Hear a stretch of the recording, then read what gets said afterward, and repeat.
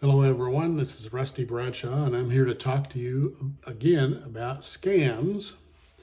They continue to proliferate in just about everywhere in this country, and it behooves everyone to be very cautious about um,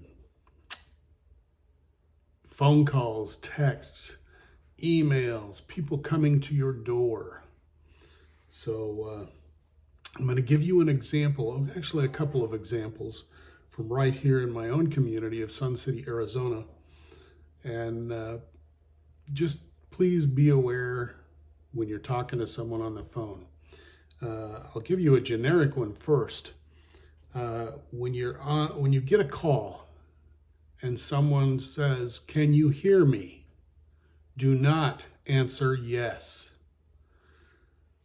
What's happening in those situations is they're recording your voice. And when they record you saying yes, they will turn around and use that to sign you up to any number of things. So if someone calls you and says, "Can I hear you?" say something like, "I can hear you," or ask who they are, or whatever else you might want to say, but don't say yes. Okay, so here's one example from right here in Sun City. A Recreation Centers of Sun City member alerted the organization of a current scam that occurred to them. This resident, who is not a homeowner, received a text with a link to a fake RCSC bill for the Preservation and Improvement Fund. Now that fee is paid whenever someone buys a home. And generally, you don't get a bill, or at least I didn't when I bought. It was taken from the proceeds of our previous home sale. After review of this situation, it was found that the bill is erroneous.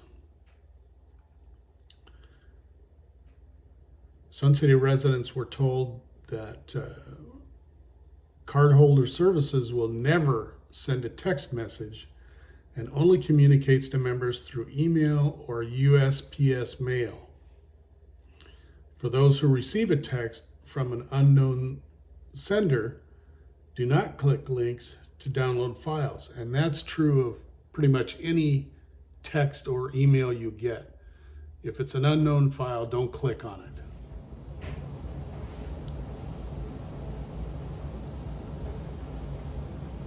Now, some of the things you can do if you get a message like this is ask yourself some questions. First, were you expecting this message? Does the link look suspicious?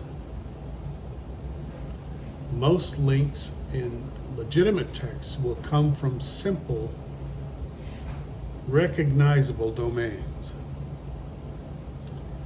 And then ask, does the message make sense? Did I actually order a package? Do I really have an account with this service? So those are some things to consider when you get a text or email. Another issue is people coming to your door. And I read on Facebook an account of residents here where two people, a man and a woman, came to their door and asked them if they wanted them to fix their headlights on their car that was in the driveway. Well, these people didn't know that they had a problem. Their headlights seemed to be working just fine. They told these people no, and they went away, and they went out and checked, and sure enough, one of the lights was out.